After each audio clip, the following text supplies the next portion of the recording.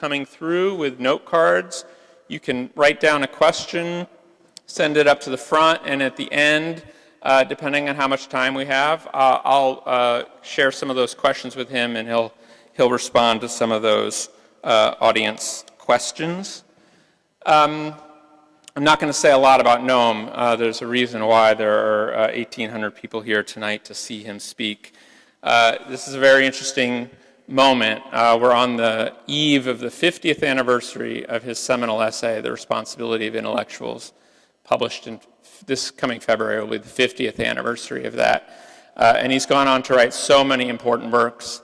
Just last week, I got an email from someone who was asking for a bibliography of Noam's political writings, and I referred him to the website chomsky.info, and there's a section there where it lists some of Noam's books, and he wrote back, he said, I saw that, but I didn't think that one person could have possibly written all those books, so I thought it was a mistake.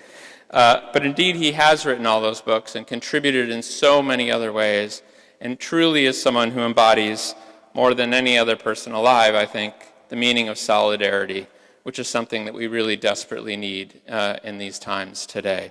So please join me in welcoming Professor Noam Chomsky.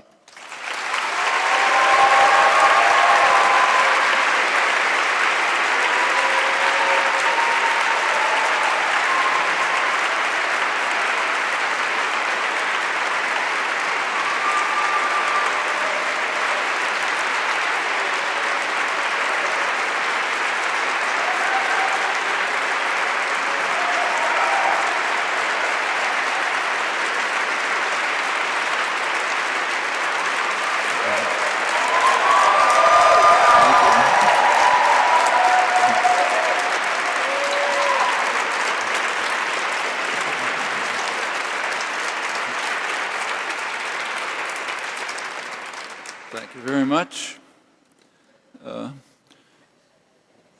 Humans have been on the earth for about 200,000 years, and the generation that's coming of age today is in a position that's unique.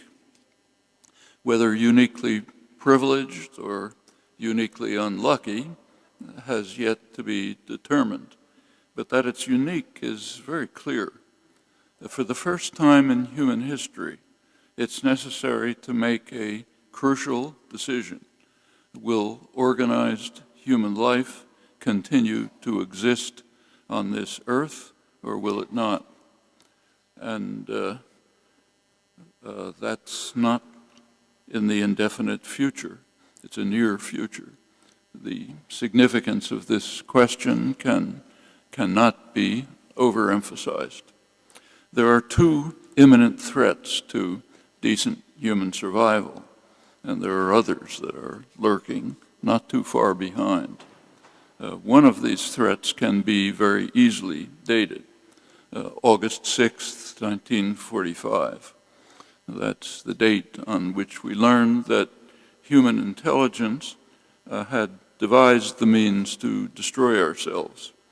It was never seriously in doubt that the capacity to destroy would escalate and that it would diffuse to many hands, sharply raising the threat of self-annihilation. In the years that followed, the record of near misses is appalling, sometimes from accident and error, a few shocking cases from recklessness, if not worse. And today the threat is growing in both categories. Escape from catastrophe for 70 years is a near miracle, and such miracles cannot be trusted to perpetuate. On that fateful day in 1945, which personally I remember very well, humanity entered into a new era, the nuclear age, an era that is unlikely to last very long. Either we will soon bring it to an end, or it is likely to bring us to an end. I'm not going to take the time to run through the record here, but it is indeed appalling, and new information is constantly being unearthed. Actually, one of the most serious incidents was in 1983. It turns out to have been a very close call and very relevant to current concerns. We have just very recently learned more about it, thanks to many years of efforts by the National Security Archive to obtain access to classified documents. Recently succeeded. The new revelations have to do with the nuclear command exercise called Able Archer in 1983. In an effort to probe Russian defenses, the Reagan administration launched operations simulating an attack on Russia, leading right up to a pretend nuclear attack, a simulated launch of nuclear weapons. This happened to be at a moment of extreme international tension.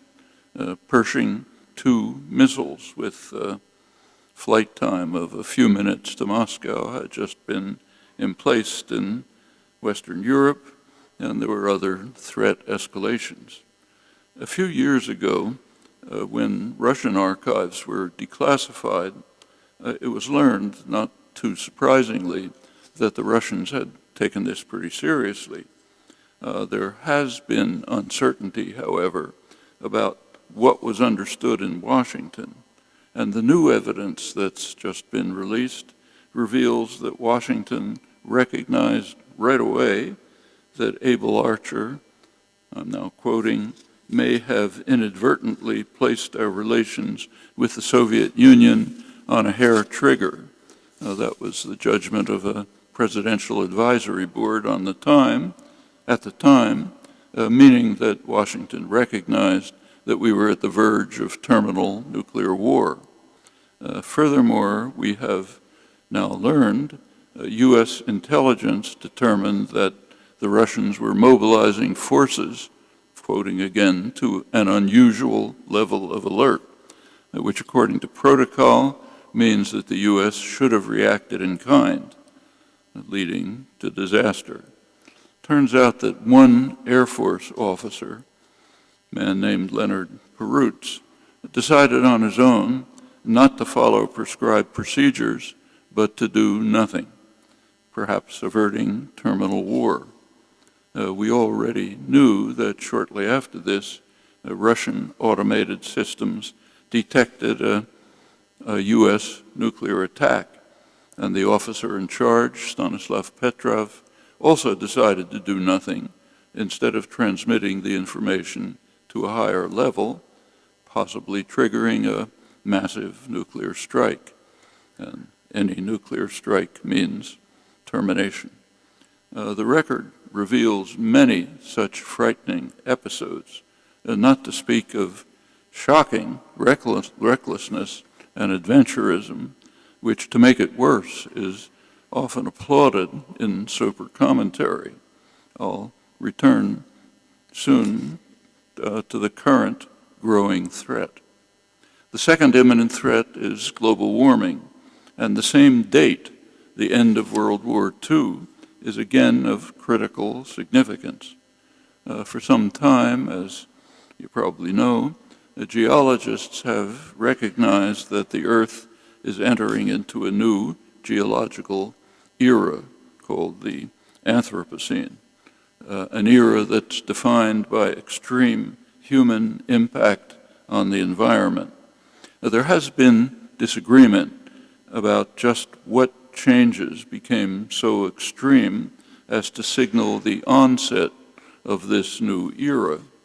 And a few months ago, the official working group on the Anthropocene recommended to the International Geological Congress that the dawn of the Anthropocene should be given the same date, the end of World War II. So according to their analysis, the Anthropocene and the nuclear age coincide, posing a dual threat to the survival of organized human life. The report of the working group on the Anthropocene discusses the sharp acceleration of extinction rates of animals and plants. And they warn that the Earth is on course to see 75% of species become extinct in the next few centuries if current trends continue. And they also confirm the conclusion of other scientists that climate warming CO2 is increasing in the atmosphere at the fastest rate for 66 million years, and furthermore that fossil fuel use is pushing levels from 280 particles of CO2 per million, it's called ppm, before the Industrial Revolution, to over 400 ppm last July, new record, and it's rising at a rate unprecedented in the geological record. 400 ppm is a significant number that comes perilously close to the estimated level of stability of the huge Antarctic ice sheet, which is estimated at about 450 ppm. And it's understood that the collapse of the ice sheet would have catastrophic consequences for sea level rise. These are processes already underway, pretty ominously, in the Arctic regions. And the broader picture is no less ominous. Practically every month breaks new temperature records. Huge droughts are threatening survival for hundreds of millions of people. There are also factors in some of the most horrendous conflicts, Syria today, Darfur not long ago. Again, I won't take time to review the record, but it should be deeply alarming to anyone with eyes open. It's widely recognized that we have entered the period of the sixth mass extinction. The fifth extinction, 66 million years ago, is attributed to a huge asteroid that hit the Earth, destroying 75% of the species on Earth, ending the age of the dinosaurs, opening the way for the rise of small mammals, ultimately humans, about 200,000 years ago. And it's taken us only a few hundred years to bring about the sixth extinction, which is interestingly different from the earlier ones. So recent studies show in quite instructive ways. In the earlier mass extinctions, body size was not correlated with extinction.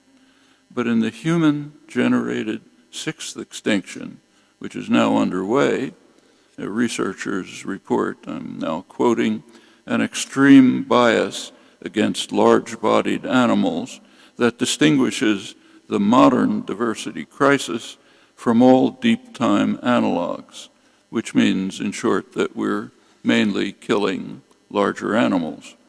And that's a record that goes back to proto-humans a million years ago.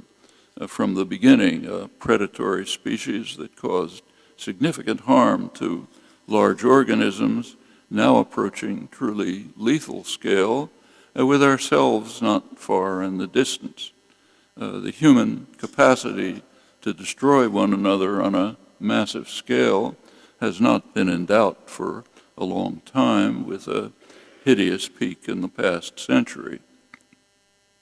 What's happening now brings to mind a phrase made famous by Thomas Hobbes, man is a wolf to his fellow man. And it also brings to mind the bitter rejoinder by Joseph de Maistre that the comment is unfair to wolves who only kill for survival, unlike us. In thinking about the risks to survival, it's important to focus attention on the United States, particularly so for us, for American citizens. One reason is elementary moral principle. It's what we hope to shape and influence that must be of primary concern, which means those policies that are within reach, within our reach, typically policies of our own institutions, state and private. So we can deplore the building of coal plants in India, but We can't do much about it, directly at least, but we can do a lot about building coal plants in the United States. And in fact, a very clear choice about that extremely significant matter is arising in a few weeks when we have to choose between a presidential candidate who's committed to phasing out this highly destructive practice and another candidate who calls for accelerating the race to destruction. And there are other reasons for focusing on the United States, the reasons that hold for everyone in the world. Very simply, U.S. power in the global system is enormous without any historical comparison. That was clearly true in 1945, the date of the inception of these dual threats to survival. At that time, the U.S. had about 50% of total world wealth. Other industrial societies had been devastated by the war.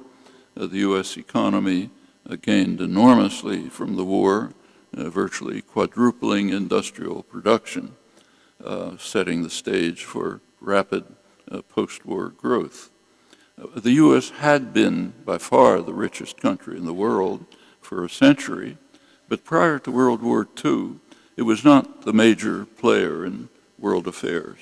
And that was a role held primarily by England, secondarily France.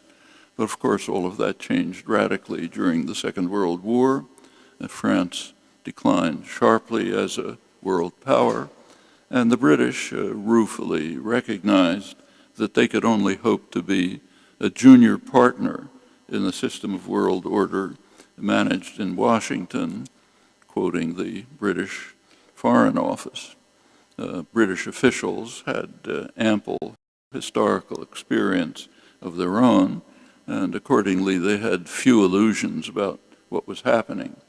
And their descriptions are telling. They recognized in their words, I'm now quoting high British officials, that the economic imperialism of American business interests is attempting to elbow us out under the cloak of a benevolent and avuncular internationalism. Americans believe that the United States stands for something in the world, something of which the world has need, something which the world is going to like, something in the final analysis which the world is going to take, whether it likes it or not. He was articulating the real world version of what scholarship calls Wilsonian idealism, the version that conforms to the historical and internal record. Well, naturally, this position of global dominance, post-war position, couldn't be maintained entirely. Other industrial countries reconstructed, decolonization proceeded on its often agonizing course, leading to a more diverse international system, but which the United States still uniquely powerful. So by 1970, U.S. share of global wealth had declined to about 25%, still colossal, but not 50%, and it remains roughly there. These observations are fairly familiar, but they're also somewhat misleading. And the reason is because of the way that the globalization of the world economy has proceeded in the recent decades.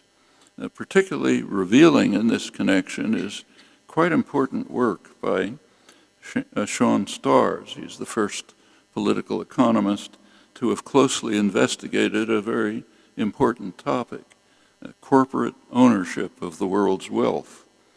And it's becoming a more realistic measure of global power than national wealth in the neoliberal globalized world of the last few decades. It's no longer a world of nationally discrete political economies. And the results of investigations are quite dramatic. So it turns out that in virtually every sector, U.S. corporations are well in the lead in ownership of the international economy. And overall, their ownership is not far below 50%, about what U.S. national wealth was in 95. So one good illustration that he gives is iPhones. Everyone has one. These are assembled in China by two Taiwanese firms, the major one known as Foxconn. These two firms are in turn subcontractors for Apple. Foxconn's profit in 2014 was $4.3 billion, while Apple's was 10 times larger, $44.5 billion. And China's share of the profit was tiny, even though it's the exporter of iPhones. It adds very little value to the product. And there are similar measures across the international economy. Multinational corporations are nationally based. They rely on the nation state, ultimately the citizens of the nation state, for protection and sustenance, in fact, for their existence.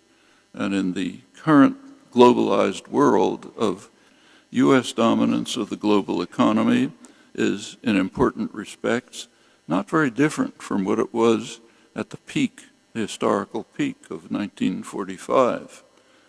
In the military dimension, of course, the United States is entirely without parallel, spends almost as much as the rest of the world combined. It's technologically far more advanced, military bases all over the world, the military operations of one sort or another in a great many countries.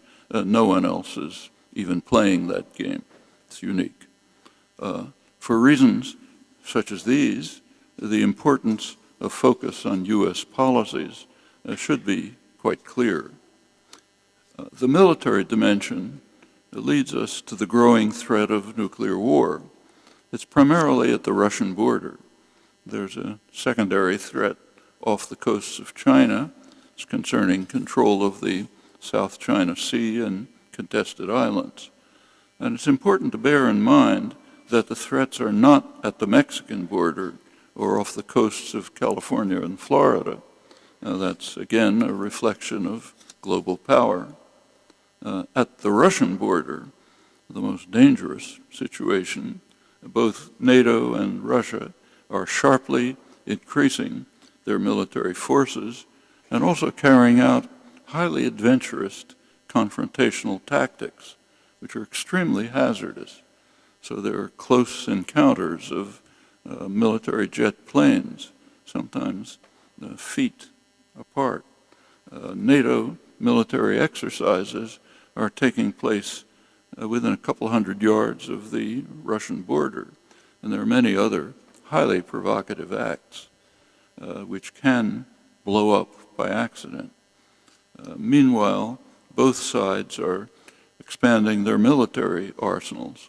On the U.S. side, one significant element is Obama's plan for a $1 trillion upgrading of the nuclear weapon system. That includes new nuclear weapons that are recognized by strategic analysts to be particularly dangerous.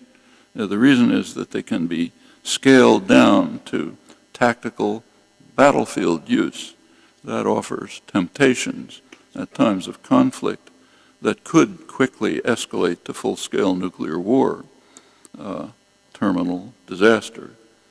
Also highly provocative is the $800 million missile defense system that Washington recently installed in Romania, allegedly in defense against non-existent Iranian nuclear missiles. It's recognized on all sides that what's called missile defense, insofar as it works at all, is actually an offensive weapon. It's part of an offensive military system. It could never stop a serious first strike, but it's conceivable that it might impede a retaliatory strike, which makes it a first strike weapon, of course. Hence, the Romanian installation is highly threatening to Russia. The threat of war at the Russian border is in significant part an outgrowth of NATO expansion since the collapse of the Soviet Union 25 years ago. That's during the administration of the first President Bush and his Secretary of State, James Baker, and in Russia, Mikhail Gorbachev. And what happened at that time is highly instructive, if you look at it closely. Gorbachev and Bush-Baker had conflicting visions of the world order that should arise with the disappearance of the Soviet Union. So Gorbachev called for dismantling of all military alliances to be replaced by a new unified Eurasian security system, which would integrate the Soviet Union, former Soviet Union, and Western Europe.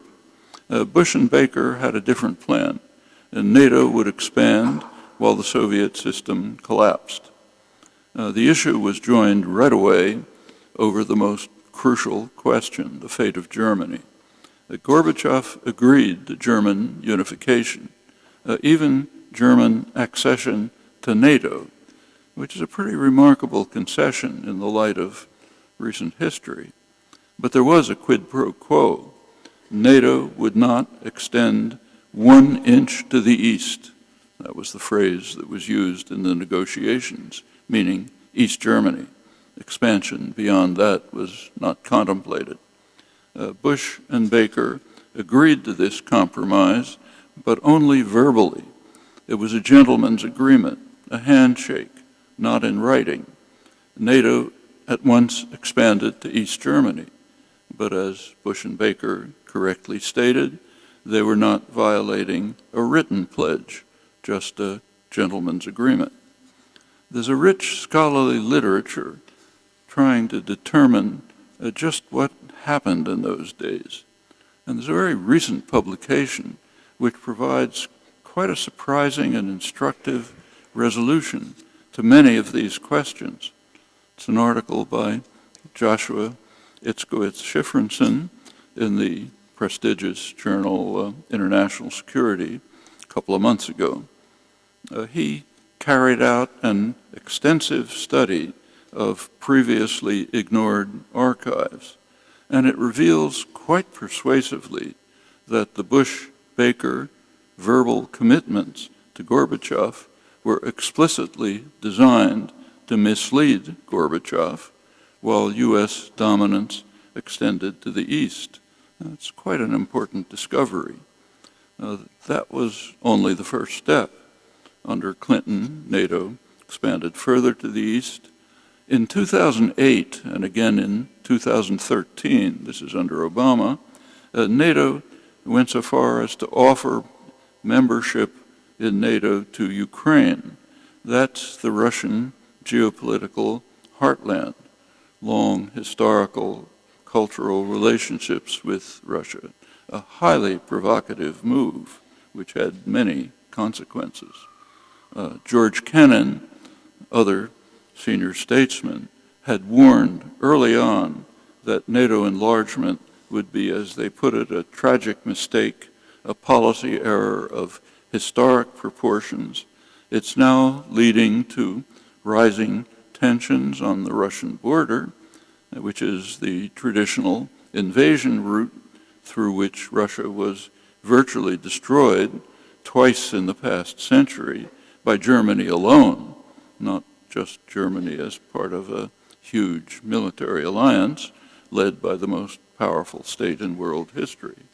The risk of terminal nuclear war is not slight. Reflecting on these matters, the European historian Richard Sakwa writes accurately enough that NATO's mission today is to manage the risks created by its existence. That's worth thinking about. Meanwhile, NATO's official mission has been extended well beyond the official mission to control the global energy system, pipelines and sea lanes, and unofficially to serve as an intervention force under U.S. command, as we've seen. Long forgotten and apparently intended only to mislead are the promises made by George Bush and James Baker to Gorbachev that NATO would become a more political alliance in return for Gorbachev's agreement to allow German unification within NATO, which again was a remarkable concession in the light of history. Well, the fate of NATO since the end of the Cold War is quite revealing. It shines a bright light on the real nature of the Cold War and its doctrinal basis. So NATO, of course, had been presented all along as necessary to hold off the Russian hordes. 1991, no more Russian hordes. So what happened? Did NATO disappear? No. It expanded in the manner that I described. That provides no slight insight into operative policies in the years before. What it reveals, which is pretty clear, had in fact not passed entirely unnoticed in mainstream scholarship. So a decade earlier, in 1981, Harvard professor, government advisor Samuel Huntington had observed that, in his words, you may have to sell intervention or other military action in such a way as to create the misimpression that it is the Soviet Union you're fighting. That's what the United States has done ever since the Truman Doctrine in 1947, which is a pretty accurate description of what actually happened during the Cold War. And when the Berlin Wall fell in 1989, pursuing the same logic, Huntington warned, his words, that Gorbachev's public relations can be as much a threat to American interests in Europe as were Brezhnev's tanks. And the threat of Gorbachev's peace offers was overcome in the manner just reviewed, and we're now facing the consequences. The mounting threat of war, particularly on the Russian border, has elicited considerable alarm in national security circles. Not discussed much, but in those circles they're watching. One highly respected analyst who's had long experience at the nuclear brink, as he describes it, warns that, his words, we are facing nuclear dangers today that are in fact more likely to erupt into a nuclear conflict than during the Cold War. That's former Defense Secretary William Perry recently. And he's far from alone. Every year, a group of experts organized by the Bulletin of Atomic Scientists to update the doomsday clock that they established in 1947 at the dawn of the nuclear age. Midnight means terminal disaster. And the question is, how close is the hand to midnight? 2 years ago, they moved the clock 2 minutes closer to midnight to 3 minutes to midnight, where it remains. Now, that's the closest it's been to midnight since the Able Archer war scare of the early 1980s, which was quite severe, we now know. And explaining that decision, they invoked the growing threat of nuclear war, thinking particularly of the Russian border. But they also added something additional for the first time: the failure of governments to seriously deal with the impending environmental crisis, and in both cases with good reason. Well, there have been some steps to addressing the environmental crisis. The Paris agreements of last December have finally gone into effect officially. The provisions are inadequate, but they're at least something and a basis for going on. It had been hoped that the negotiations would lead to a verifiable treaty, but that goal was not attained. It's only a voluntary agreement, much weaker, of course. The reason for this was clearly understood. It was actually reported in the press, though not prominently enough. The reason was very simple. The Republican Congress would not accept binding commitments. So there is no verifiable treaty, only something much weaker, a matter of no slight importance and virtually no comment. It's actually an astonishing fact, if you think about it, that a major political organization in the most powerful country in world history is literally dedicated to destruction of much of life on Earth. Now that might seem to be an unfair comment, but I don't think it is. Right now, we're in the midst of the quadrennial electoral frenzy. Think about the Republican primaries, which recently ended. In the Republican primaries, every single candidate denied the facts about climate change. There was one exception, the guy who was supposed to be the sensible moderate, John Kasich. He conceded the facts, but said we should do nothing about it, which is even worse than denying them. That's 100%. The winning candidate calls for more use of fossil fuels, including coal plants, the most destructive. He also calls for dismantling regulations, refusing funds to developing societies that are seeking to move to sustainable energy, and in every possible way accelerating the race to disaster.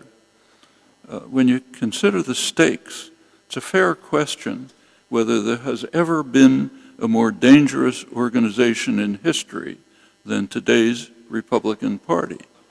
I think the answer is no.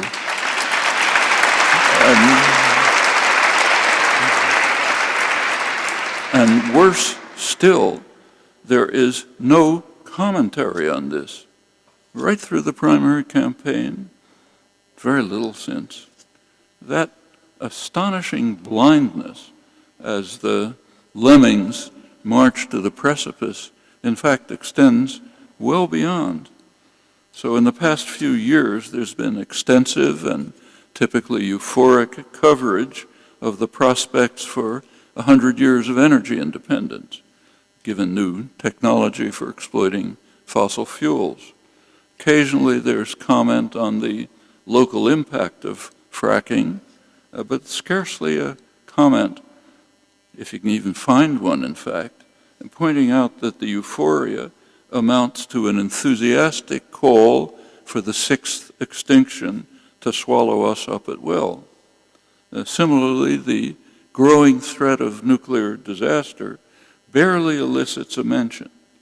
The two most important questions in human history on which the fate of the species depends are virtually missing from the extensive commentary on choice of leader for the most powerful country in world history.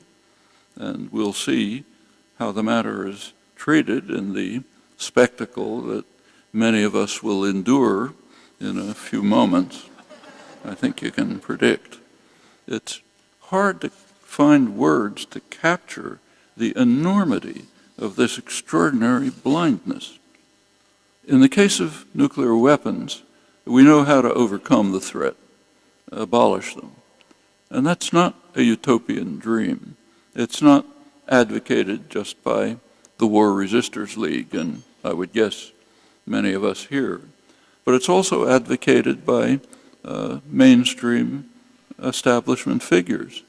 For example, Reagan's Secretary of State, George Shultz, former Senator Sam Nunn, the Senate's leading specialist on nuclear weapons for many years, Henry Kissinger and William Perry.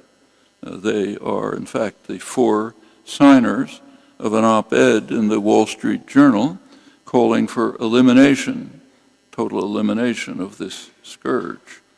Another highly respected nuclear security expert, Bruce Blair, has recently formed a new organization called Global Zero, which calls for an international treaty to ban nuclear weapons. the International Court of Justice, in its historic advisory opinion in 1996 on the legality of the threat or use of nuclear weapons, it came quite close to this stand. And sensible, concrete steps have been proposed to this end, which could be taken right away. And surely steps can be taken to reduce the international tensions that are provoking the threat instead of escalating them. That the threat of global warming can be overcome effectively is less clear, though there are very clear steps that can and must be taken if there's to be any hope for decent human survival. And once again, decisions about these matters, the most important decisions in human history, and actions to implement these decisions cannot be delayed. Thanks.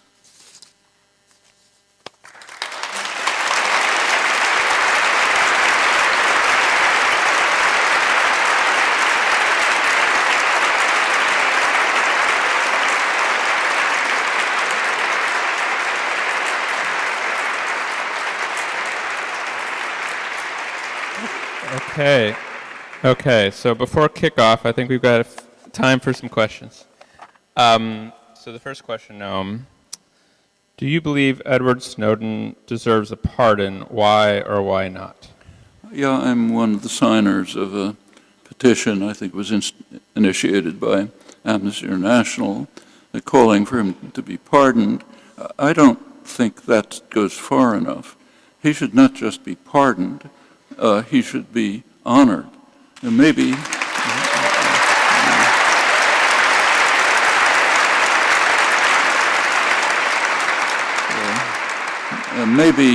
Washington should be pardoned. That's up to you. But the question shouldn't arise in the case of Snowden, who simply performed the actions of a citizen who's concerned about his country and the world. He informed people, the citizens of the United States, of what their government is doing to them. Just what a citizen ought to do. So he should be honored, and we should be asking whether the government should be pardoned. Okay. So, next question. How should developed countries respond to the mass migrations caused by war and climate change? Well, certainly not the way they're doing it. In fact, what's called the refugee crisis is in fact a moral crisis in the West. I mean, there are countries where there are cases in history of migrant crises that are severe. In fact, we're living in such a case.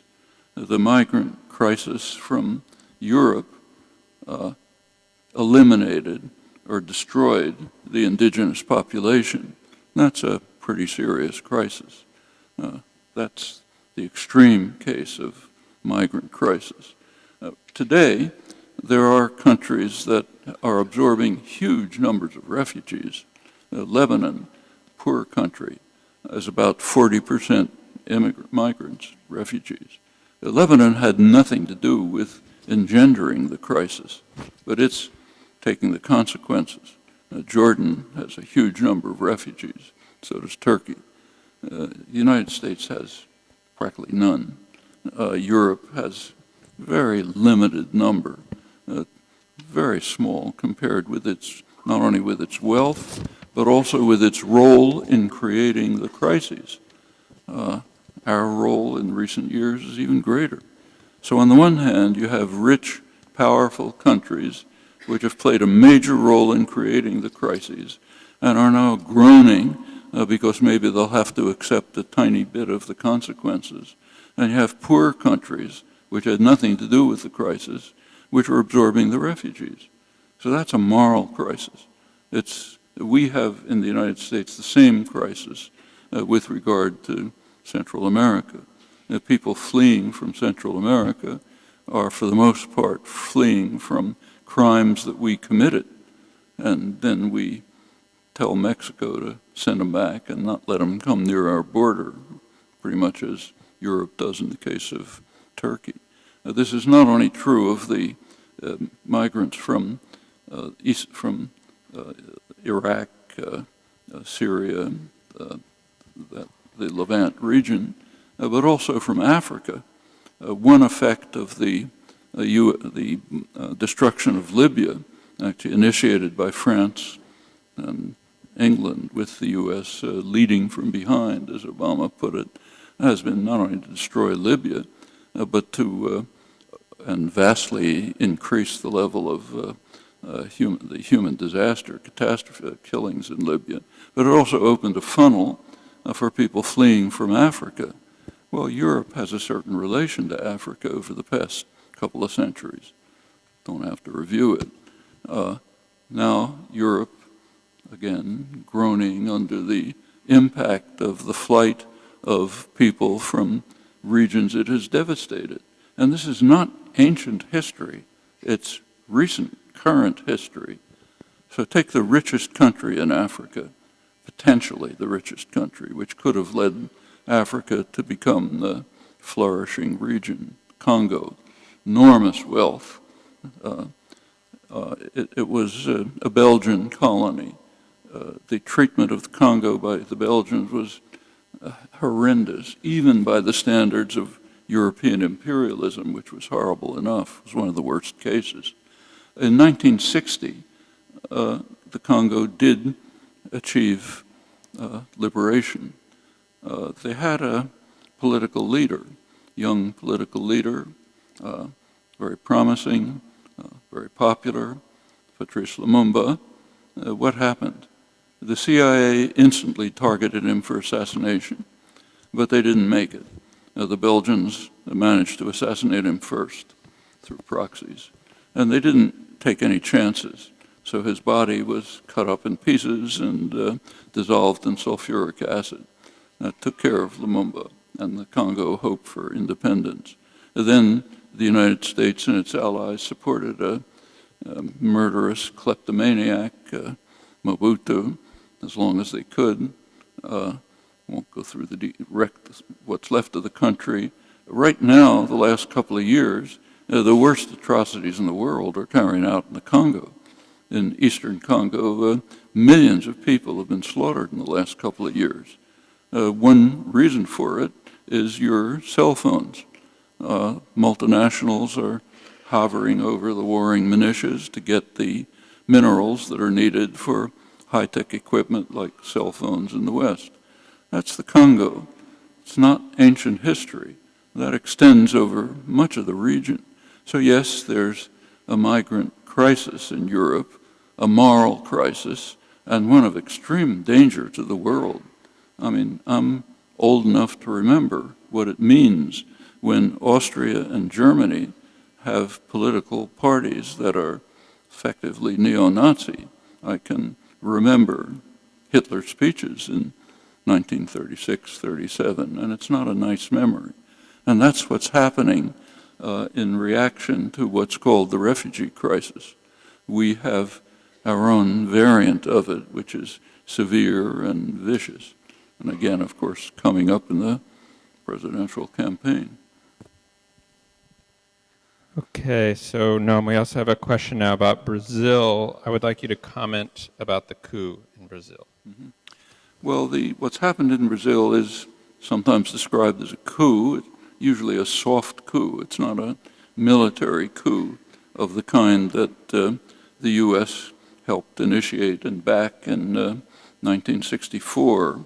The basis for it was was initiated by the Kennedy administration. It was carried out shortly after the assassination, instituted the first neo-Nazi style national security state in the hemisphere. It was later a plague that later spread through most of the hemisphere, reaching Central America in the 1980s.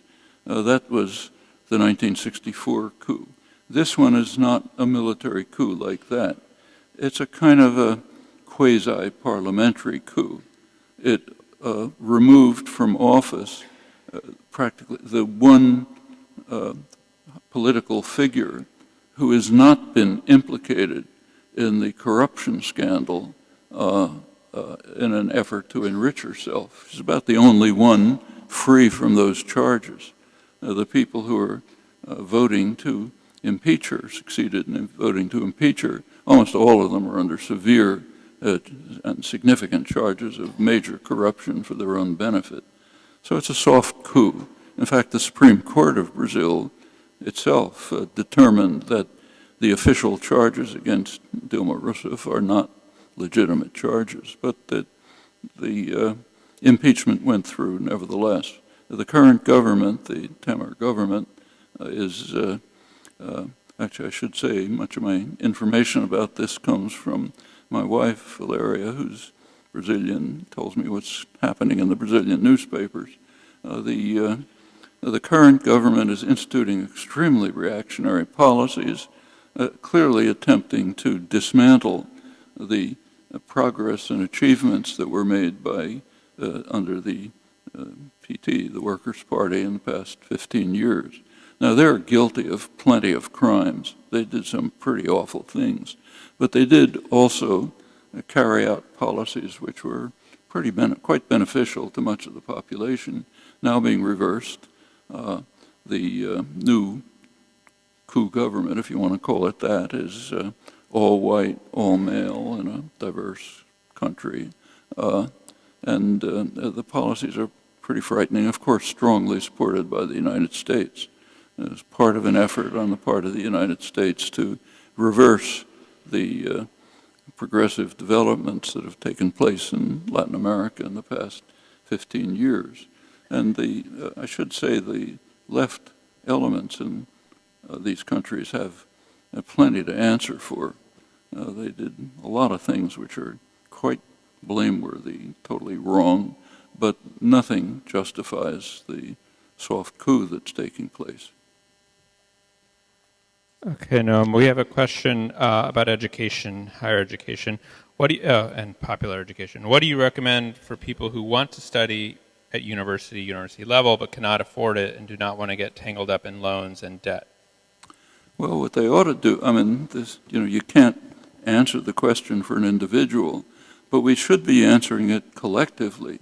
So we should be asking, for example, why are there costs for higher education? Why isn't it like secondary education? And again, that's not a strange question. There's certainly no economic basis for it. If you look around the world today, the richest, most successful countries have free, virtually free higher education. So Germany, which is the most successful of the modern state capitalist societies, higher education is virtually free. Finland, which comes out at the top in almost all international competitions, free, so on across the board. If you go to poor countries, just go south of the border to Mexico, poor country, quite a respectable higher education system. I've been there and taught. It's quite respectable, high quality. It has problems like very low salaries, so the faculty have to have second jobs, but that's because it's a very poor country. Education's free. Take a look at our own country. In the 1940s and 1950s, 50s and 60s, the great growth period, highest growth period in American society, higher education was virtually free. For a huge number of people, it was not only free but subsidized, namely those beneficiaries of the GI Bill. People who never would have gone to college were enabled to do so. Very good for themselves, very good for the country, contributed to successful economic growth. Even private colleges, like Ivy League colleges, though they had tuition, it was extremely low. I entered the University of Pennsylvania in Ivy League College in 1945. Tuition was $100. That would be maybe $800 by today's real value, and you could easily get a scholarship. So it was essentially free. It was a much poorer country then. The U.S. today is far richer than it was in that period. I think if you think it through, There can't really be an economic reason for this. There are other reasons, not good reasons. You can think what they might be. But I think in answer to the question, an individual is stuck. That person is stuck with what exists. But as part of a collective, that person is not stuck. They can be part of an effort to reverse the programs of the past, the policies of the past 30 years, roughly 30, 40 years, which have led to the situation in which young people are trapped for life with debt that they cannot get rid of. Notice that I'm sure you know this, the policies are set up so that you can't declare bankruptcy like a business. The government can garnish your Social Security. You're trapped for life. A highly disciplinary measure, incidentally. And I don't think there's any justification for it. Like other things, individually you can't do much about it. Collectively you could do quite a lot. So Noam, now there's a question about your view on artificial intelligence and the threat or hope that it presents. Well, when anyone asks that question, the first thing that comes to mind is a famous comment that was made by a great biologist at MIT, Jerry Letvin, in a debate about artificial intelligence back around 1960. And at the end of the debate, he conceded that artificial intelligence was pretty interesting, but he said it was misnamed. It should have been called natural stupidity. But it's a bit unfair, but not totally. There's a lot of hype about artificial intelligence, and there are some achievements, like, say, a Google Translator achievement. Robotics can make some achievements, but it's doing very little from a scientific point of view. It's achieving things from a kind of an engineering point of view, which is okay. Nobody should be opposed to bigger bulldozers if they work. But we shouldn't be misled about the insight that it's supposed to be providing into the nature of intelligence. It's not doing that. It's often some other direction. So it's a valuable pursuit, which can be useful. If it does, insofar as it is part of science, which it is partially, it's just ordinary cognitive science, an effort to try to find the nature of intelligent behavior using computer-based models as a technique of research. It's fine. Actually, it's pretty close to the kind of work I've done all my life myself. But you should be pretty cautious about evaluating the PR that's associated with it, which pretty often is quite remote from the actual level of insight obtained by these measures. Now, there are also threats of artificial intelligence, serious ones. That's particularly true in the weapon system. If the weapon system becomes automated, we're in deep trouble. Automated systems fail all the time. Any of you who have computers are familiar with this. They cannot be made reliable. And if unless there are very narrow controls, tight controls, they can blow up. Actually, I gave a couple of cases when I was talking, past cases. We know the U.S. record is fairly open. The Russian record is probably much worse. We don't know. But in the case of the United States, there have been literally hundreds of cases when there were the automated detection systems that detect an alleged missile attack just gave the wrong answer, misfired. And often we were within minutes of responding. Human intervention interceded. And that's going to be true pretty generally. That's a serious problem. So using AI in the weapon system is something extremely dangerous, as is the weapon system itself. In other areas, the techniques can often be useful. The fear, the idea that, say, robotics are going to displace working people and will people will be out of jobs with all these smart machines around. There's just no evidence for that at all. I mean, if you look around the country, there's a huge amount of work to be done. Take a walk in any city, they're all falling apart. Plenty of things to be done. Education, way underfunded. Research, do vastly more. There's vast needs all over the place. There are plenty of idle hands. There are resources to use those idle hands to do the necessary work, but the system is so corrupt that it can't put them together. That's the problem, not the fear that robots are going to displace us.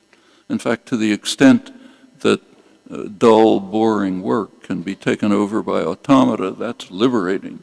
It frees people to do more interesting things, including having leisure. The United States has much less leisure than comparable countries, and nothing wrong with using leisure to enrich your own lives in whatever way you choose, and there's certainly nothing wrong with freeing people to do more creative, independent work and let the robots do the boring and dangerous stuff. Okay. We're running into this. Let's Okay. take two more. What do you think? It's okay with me. All right, we're going to 2 more questions. Is there ever a role for a benevolent imperialism? It's kind of like asking whether there's a role for a benevolent slave owner. Probably. I mean, it's better to have a benevolent slave owner than a slave owner who's a murderous, brutal, vicious thug. But the concept is an oxymoron. It just can't happen.